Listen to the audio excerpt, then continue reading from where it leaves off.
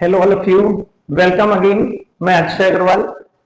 आपकी TGT, PGT, LT इन सारे exams की तैयारियों को बूस्ट करने के लिए बहुत सारे टेस्ट पेपर मैंने बनाए हैं अपने एक्सपीरियंस से। इसमें से दो टेस्ट पेपर हम लोगों ने 125 ईच क्वेश्चंस के ऑलरेडी सॉल्व कर लिए हैं। उनसे रिलेटेड बहुत सारे क्वेश्चंस पूरे एक्सप्लेनेशन के साथ हम लोगों ने किया। अब हम लोगों ने तीसरा सेट शुरू किया था जिसका एक लेक्चर और दो लेक्चर मैंने आपको 2 दिन में प्रोवाइड किया। अब उसी को कंटिन्यू करते हुए आज हमारा सेट 3 का तीसरा लेक्चर बिल्कुल उसी तरीके से पूरे एक्सप्लेनेशन के साथ और रिलेटेड क्वेश्चंस के साथ बढ़ते हैं आज के हमारे पहले क्वेश्चन पर। आज का हमारा पहला क्वेश्चन है cross price elasticity between substitute goods.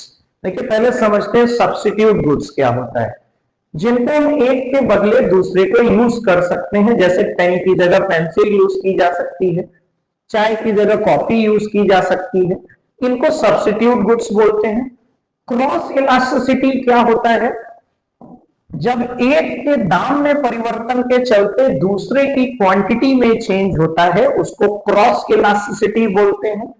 अगर मान लेते हैं कि एक्स और वाई सब्स्टिट्यूट है, सपोज एक टी है और एक कॉफी है, तो आप समझते हैं कि अगर कॉफी का दाम बढ़ा तो चाय की डिमांड पर क्या असर पड़ेगा। कॉफी महंगी होने के कारण कुछ लोग टी पर शिफ्ट हो जाएंगे और चाय की डिमांड बढ़ जाएगी, यानी इसके बढ़ने पर इसकी क्वांटिटी बढ़ रही है।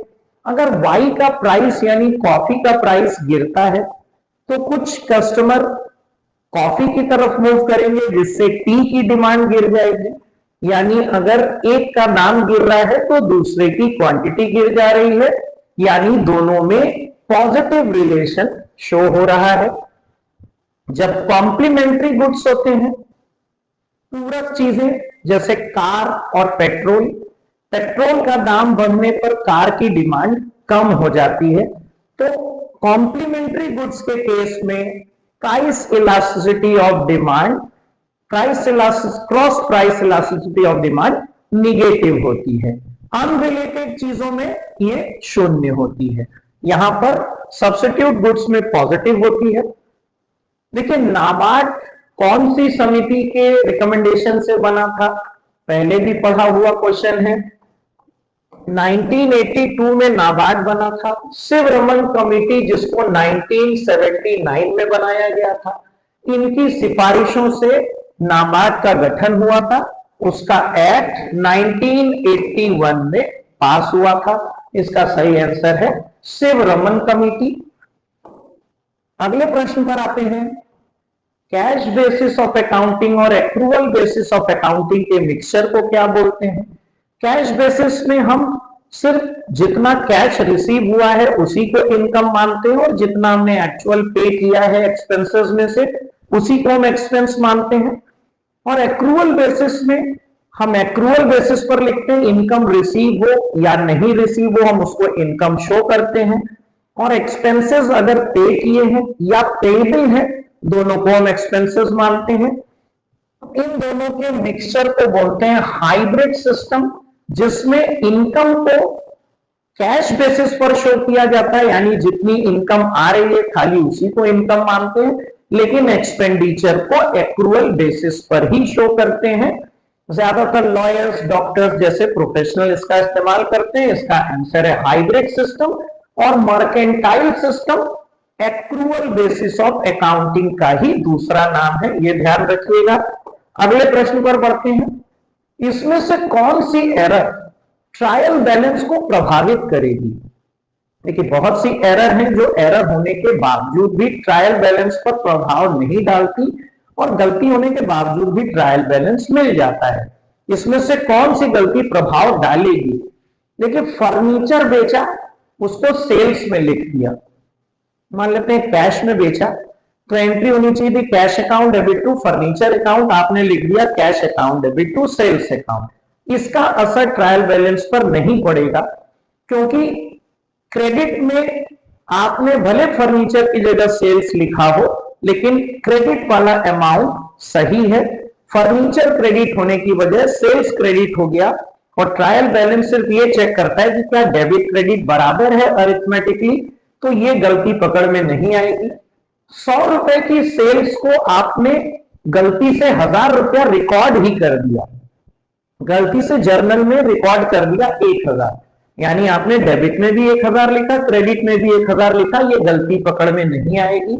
और अगर आपने पूरी एंट्री ही छोड़ दी, डेबिट भी नहीं लिखा, क्रेडिट भी नहीं लिखा, तो भी डेबिट क्रेडिट दोनों उतने अमाउंट से कम हो गया, ट्रायल बैलेंस मिल जाएगा। इसका सही आंसर है डेप्रिसिएशन की पोस्टिंग ना करना। Depreciation account debit to machinery suppose हमने लिखा, मशीनरी अकाउंट में तो हमने क्रेडिट साइड में पोस्टिंग कर दी, लेकिन डेप्रिसिएशन अकाउंट में पोस्टिंग नहीं की।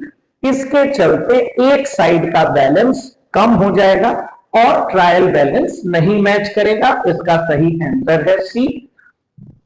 अगले प्रश्न पर आते हैं, इंडिफरेंस कर्व।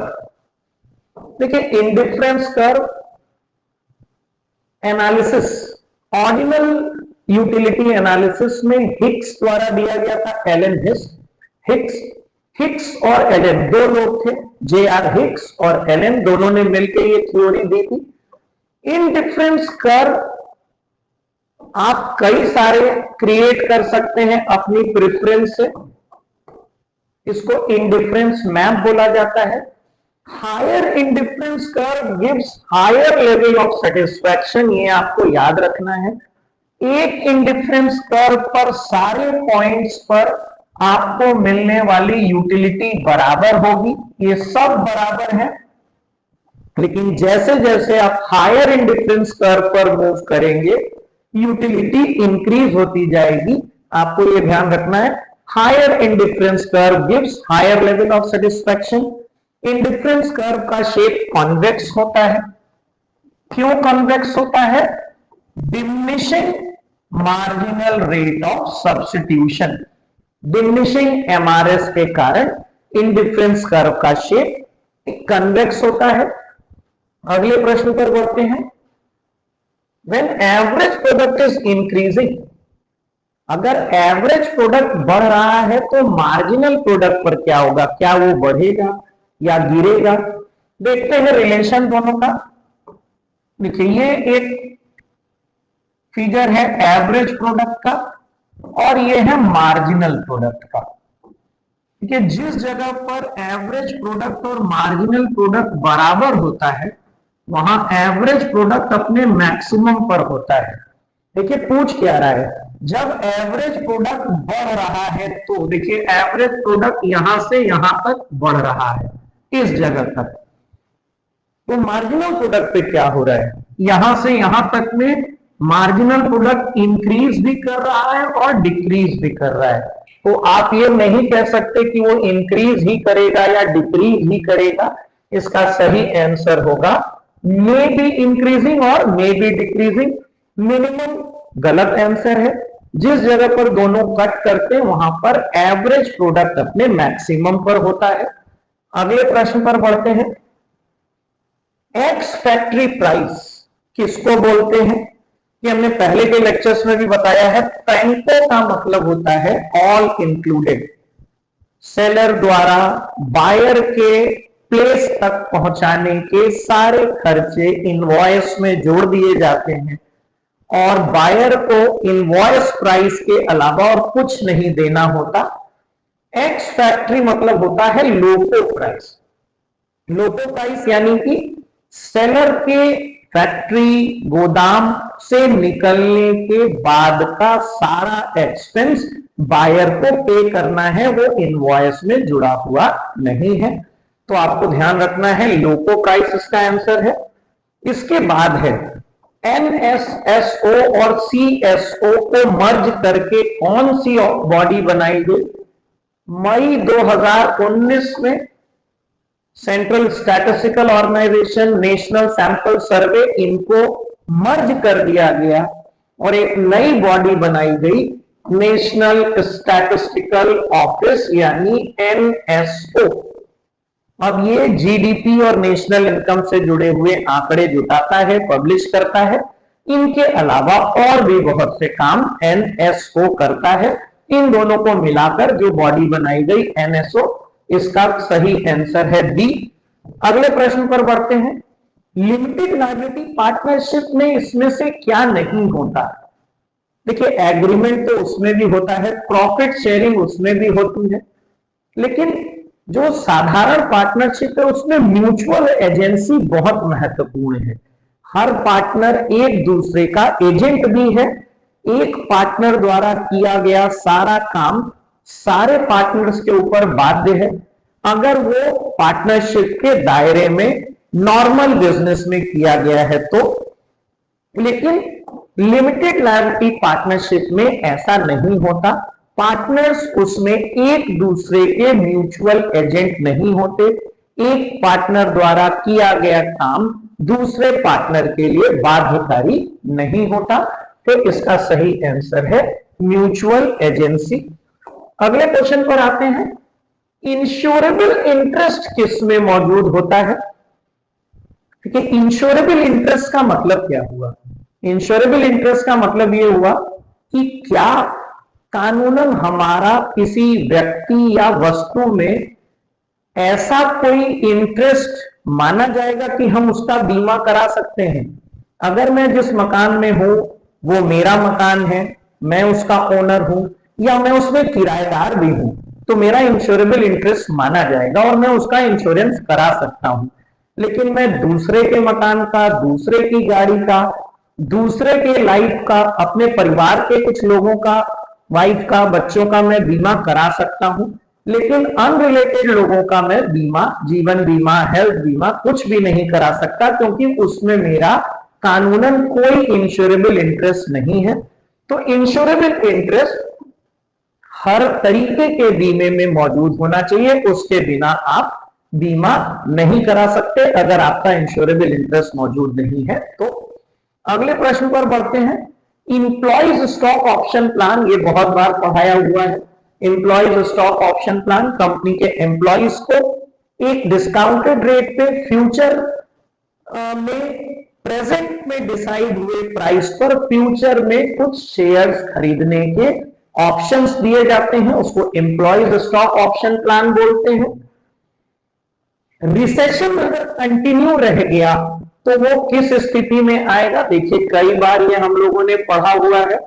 ये एक पोजीशन है प्रॉस्पेरिटी की। प्रॉस्पेरिटी है, डिमांड अच्छी है, अनएम्प्लॉयमेंट कम है, फिर रिसेशन, मंदी की शुरुआत होती है। अगर ये गहरा गया तो ये डिप्रेशन तक पहुंच जाता है। इसका सही उत्तर है डिप्रेशन। इसके बाद स्टेज डी आएगी, रिकवरी, और उसके बाद फिर से प्रॉस्पेरिटी पर हम पहुंच जाएंगे। ये एक चक्र इकोनॉमी में चलता है। अगले क्वेश्चन पर बढ़ते हैं। अगर किसी चीज के दाम के बढ़ने से टोटल एक्सपेंडिचर बढ़ जाता है तो उस चीज की इलास्टिसिटी क्या होगी? देखिए, ये टोटल एक्सपेंडिचर मेथड है इलास्टिसिटी कैलकुलेट करने का। पहले तो समझते हैं टोटल एक्सपेंडिचर क्या होता है। किसी चीज का प्राइस और उसकी क्वांटिटी मल्टीप्लाई करने पर, अगर मान लेते हैं किसी चीज का दाम है 5 रुपया प्रति यूनिट और हम 10 यूनिट खरीद रहे हैं, तो हमारा टोटल एक्सपेंडिचर हुआ 50। अब हमें समझना है, अगर किसी चीज का दाम बढ़ने पर टोटल एक्सपेंडिचर भी बढ़ रहा है या दाम गिरने पर टोटल एक्सपेंडिचर भी गिर रहा है, दोनों एक ही दिशा में जा रहे हैं, तो इलास्टिसिटी लेस देन 1 होगी, यानी कि लो होगी। जैसा यहां पूछा है, प्राइस बढ़ने पर टोटल एक्सपेंडिचर भी उसी दिशा में जा रहा है, तो ये लो होगा।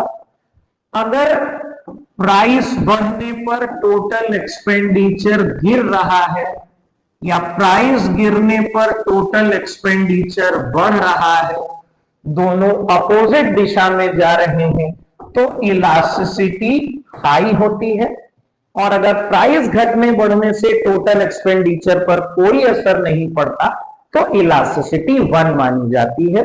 जीरो और इनफाइनाइट का कॉन्सेप्ट टोटल एक्सपेंडिचर मेथड में नहीं बताया गया है।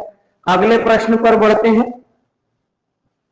दो वेरिएबल्स के बीच के रिलेशन को आप कैसे शो कर सकते हैं, रेशियो में, परसेंटेज में या रेट में। देखिए, दो वेरिएबल्स को आप ऐसे शो कर सकते हैं जैसे 2:5, 2/5 शो कर सकते हैं, तो ये परसेंटेज में निकल आएगा 40%।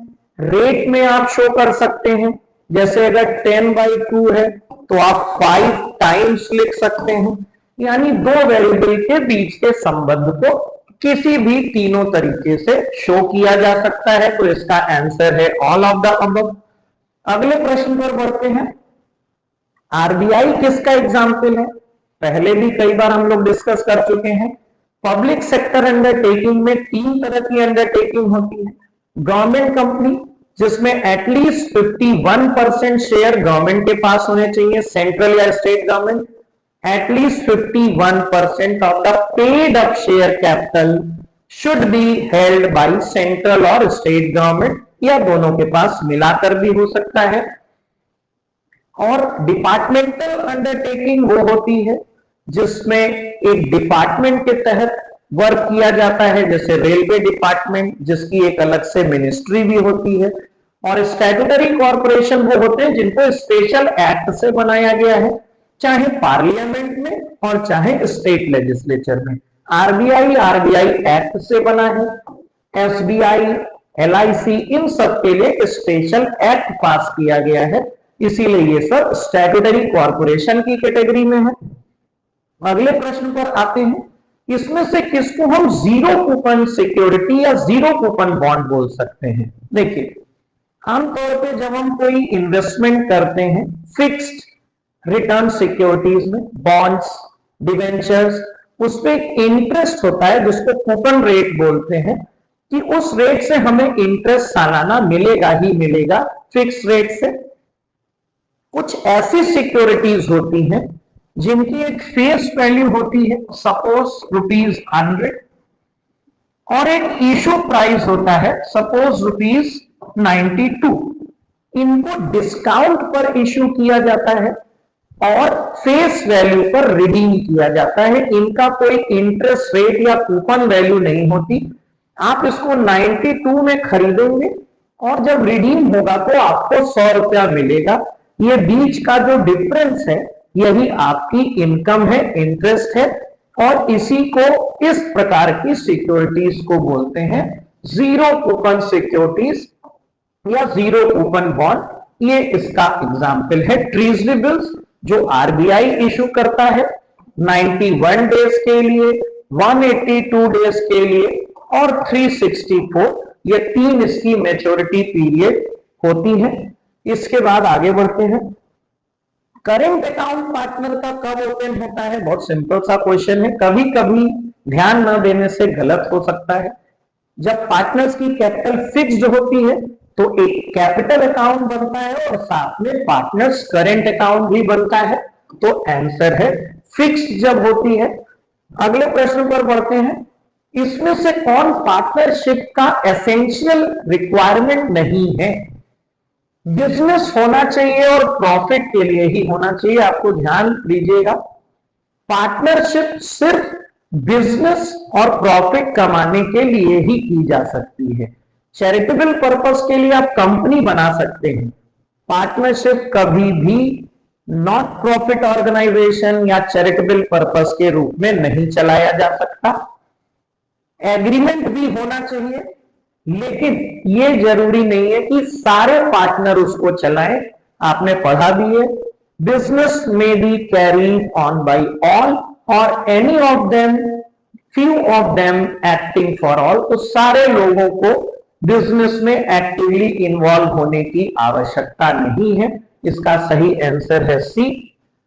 देखिए, गार्नर वर्सेस मरे का एक फेमस रूल है, जो एक केस हुआ था इंग्लैंड में। गार्नर, मरे और तीसरा पार्टनर था विल्किंस, इनके बीच में डिस्प्यूट हुआ था। मामला, केस जो है वो कोर्ट में गया था। डिसीजन जो आया था उसको famous Garner versus Murray rule बोलते हैं, जो 1904 में आया था। भारत में भी आप इसको लागू कर सकते हैं। अगर पार्टनर्स के बीच में एग्रीमेंट है तो अदरवाइज ये लागू नहीं होता। ये पार्टनर्स की इंसॉल्वेंसी के केस में लागू किया जा सकता है।